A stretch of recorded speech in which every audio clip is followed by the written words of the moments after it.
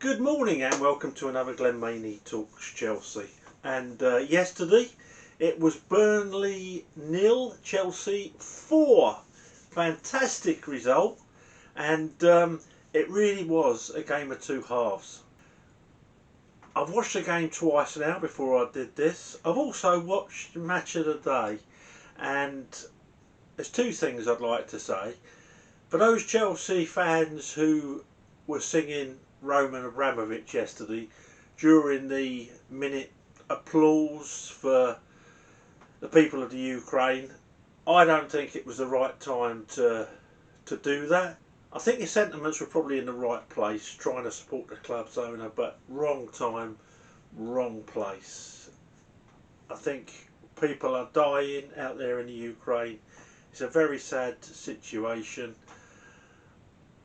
We don't know exactly how much control Roman's got in the Kremlin, but all that's irrelevant. A minute's silence for people that are dying, it could be us being bombed. So let's just have a bit of respect. The other thing is, it gives that sanctimonious prick Lineker and his bosses at the BBC the fuel to have a crack at us and make it look as though the whole Chelsea support base are raving Russian fanatics and don't give a toss about all those poor men, women and children, babies who are being killed by an absolute lunatic out there in the Ukraine. There are reasons why Russia will think it's the right thing to do.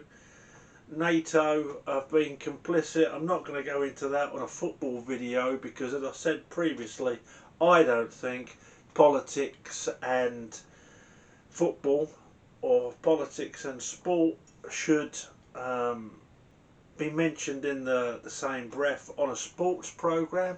Fair enough, if a country like Russia are terrorising a part of the world, then ban the clubs from taking part in that sport or that competition. But when the competition actually takes place, let's not politicise a football match. I'd like to see the BBC and Lineker do a programme on all the good that Roman Abramovich has done for charities in the UK. Children's hospitals, the NHS during the pandemic. Do a whole programme on that, but don't even bother mentioning that on Match of the Day. Oh, that's right, you wouldn't. I think we've learnt over this last couple of years exactly what a mouthpiece for the establishment the BBC is. It's just a propaganda source. So those fans, don't give them the fuel to tar us all with the same brush, and also have a think about your own actions. When's the best time to show your support for someone who's been a really good owner, and when's the right time to show your support? It's only virtual signalling, I know. I probably wouldn't have even clapped, if I'm brutally honest. Someone said to me, would you go to war for them? I'm an old man now, but yeah, probably I would if the opportunity arose. But standing there virtual signalling, it's just the same as taking the knee for a Marxist organisation, or to show fairness to everyone, or whatever crazy wording they use now. It's just virtue signalling. Does no one any good whatsoever. So, sorry about that, folks. Just had to get that off my chest. Now, the game yesterday. The first half was typical Burnley. They cut down our space. They were very physical, over physical at times, making the most of a very weak referee. I say over physical. They did what I would have instructed one of my teams to do, and that is get stuck right into Chelsea and not give them any time on the ball whatsoever. And they did it absolutely superbly. Great to see Reece James back. I think it showed us all how close to winning the league we would have been if we'd had Reece James at right wing back and Ben Chilwell at left wing back right throughout the season. But we didn't, so we've got to make sure that our top four place is secure. And there's been times this season where I've started to think, whoa, bit woe. I don't know about you. But yes, a good result going towards securing that top 4 place. So, second half, different ball game. Burnley lacked the same enthusiasm for closing that space down, and for 10 minutes they weren't as aggressive, they weren't as physical. And in that 10 minutes, wow, did we make the most of it. Reece James' goal, if Messi had scored it, they'd be singing wax lyrical about it for the next months. Superb bit of close control. Went one way, then the other. Had a player on his backside. Had their defence totally bamboozled. And a nice clean finish. Past, let's face it, one of the best goalkeepers that England's got. Second goal, great crossover from, I think it was Pulisic. And who should have scored earlier on in the game. He had a gilt-edged chance. And Kai Havertz's nice header planted at the back post. Third one, Reece James again, terrorising their defence, whacked the ball across. It hit Havertz's standing leg. I don't care how they go in. And it went in. And last but not least, Pulisic, who'd been really struggling physically against Burnley, the way he has done in a few games lately, but had always been up for the fight, had always been enthusiastic about getting into positions and making himself available for the ball. He got his just rewards with one of the easiest goals of the season, really. It was a crossing that Tarkowski, I think it was, made a balls up of, played it back, so couldn't have been offside, and Pulisic just lashed it past the keeper. So 0-4 in next to no time, and the second half performance was basically as good as it gets. A little bit down to Burnley not being quite as adept at cutting us down, cutting the space down as quickly, but also the fact that we'd raised our tempo. Also, I don't know if any of you noticed, having watched it twice now and then on Match of the Day, in the second half, Tuchel dropped Mount back a little bit. Mount had been instrumental in everything we were doing going forward, but it did mean Jorginho and Kante a lot of times were outnumbered in that midfield, in that first half particularly. Not often. I was looking at Kante. I'm trying to think when he was come off. I think I was looking at him in round about the 64th minute. I think it was 64th, 65th minute, and he looked whacked. He looked whacked. And when I've watched it again, the amount of ground that lad covered during that game, and when he was getting whacked, he was uncharacteristically giving the ball away. But up until then, he'd had a superb game. Mount just sort of solidified that midfield. He was still getting forward. A couple of our goals were basically down to the positions that Mount took up, but it solidified that midfield. Gave us a lot more of a base to then attack from without worrying about getting caught on the break. And that's all Burnley were going to do. They're only ever going to score by a breakaway or a set piece. That's all they had to offer.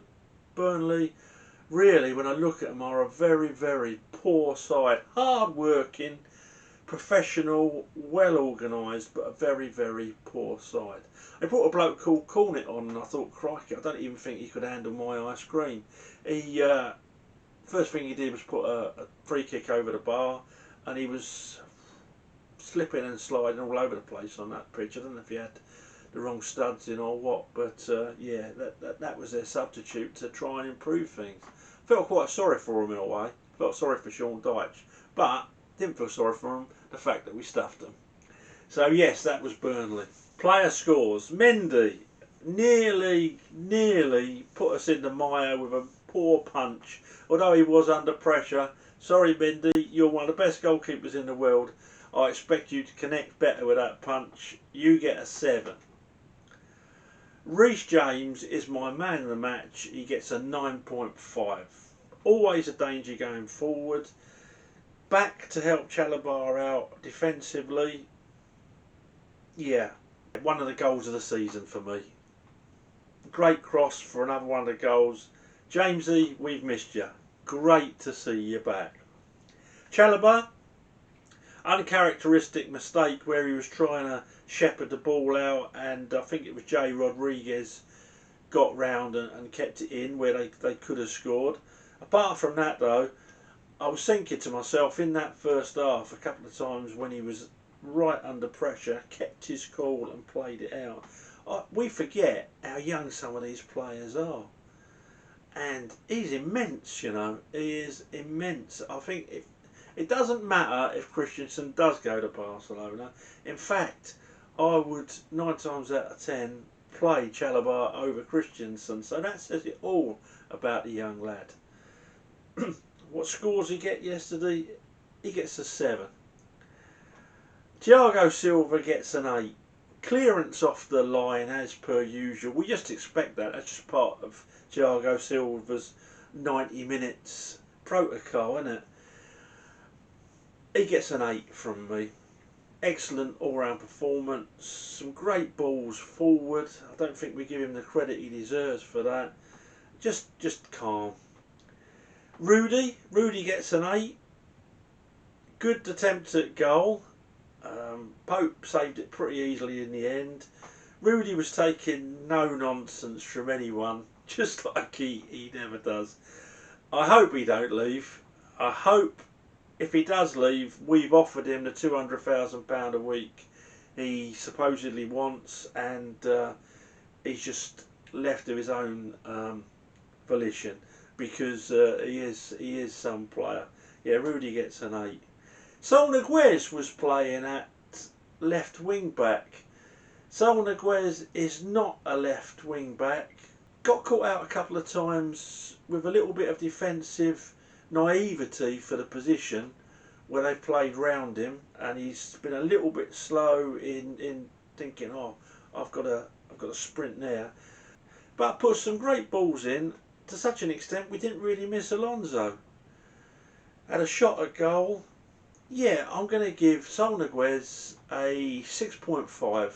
Thought he did great, really. Very combative. Looks to be more of the player that we signed him to be, but played well out of position yesterday. Put a great shift in. Saul Niguez a 6.5, and that's not a bad 6.5. That's well done for playing as good as you could in that position. 6.5. In midfield we had Jorginho and Kante. Jorginho gets a 7. Some of these games are a bit too physical for him, but you know what? Always on hand, always running. I don't think I give him the credit for the amount of space he covers to make himself available for that ball. Couple of good attempts at playing the ball forward in dangerous positions. And Jorginho gets a 7 from me. Kante gets an 8. Not his greatest game by any means, but for sheer workload. He got through so much work yesterday, winning the ball back, not intimidated physically. I mean, look at his size. And there was once there where he went up for a header with that Tarkowski, whatever you want to call him, and he put him right off, and I just thought to myself, you've got everything. He run 60 yards a couple of times to make a tackle. What an engine that lad's got. So yeah, he gets an 8. Pulisic, for me, gets a 7.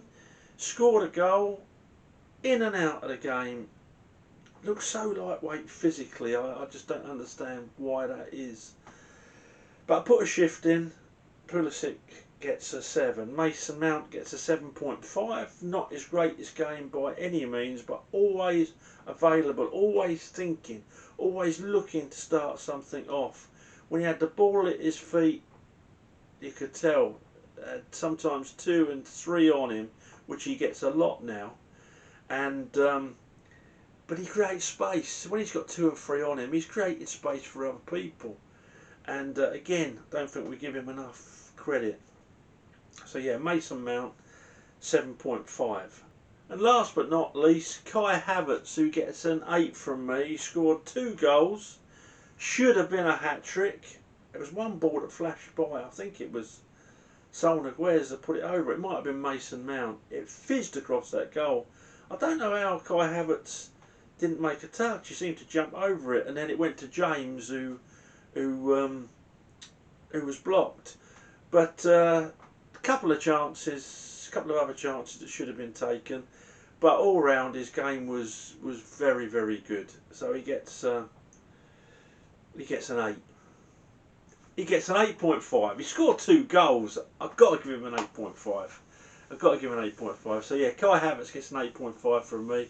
Really growing into that false number 9 position. First half didn't seem at the races. Second half absolutely sublime. Some of his touching, some of his hold-up play. Got stuck in physically. He's a big lad. I think he's realising that when he shoulder barges someone, chances are they're going to go over. And yeah, just a really, really good second half from Kai Havertz. So that's it. I won't go into the subs. Ruben Loftus-Cheek and Kovacic coming on just to give Kante a rest and Mount a rest. Werner on late. So yeah, I'm not going to score any of the subs. Just a really great second half performance. And I said after that Liverpool game, I know we lost the cup, but I took so much out of it. I thought these boys really are up for it. These boys really are behind the manager. And with Jamesy back, oh, I just can't wait till the next game. Yeah, we've got Norwich next, haven't we? So I'm hoping for 3 points there. We've got to take 3 points off all this next run before we play United again. So yeah, that's us. That's Glenn Maney Talks Chelsea for today. Let me know what you think. Let me know your thoughts on the game. Look at last week's video. I've got some great feedback there.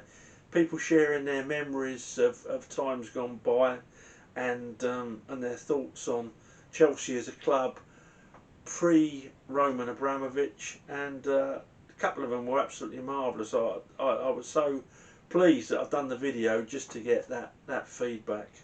Okay, if you like these, please subscribe, join the family, and please press on the like button if you've enjoyed this. Apparently it helps me, so there you go. Okay, I'll speak to you after the next game. All I've got to say to you, have a good week and up to Chelsea.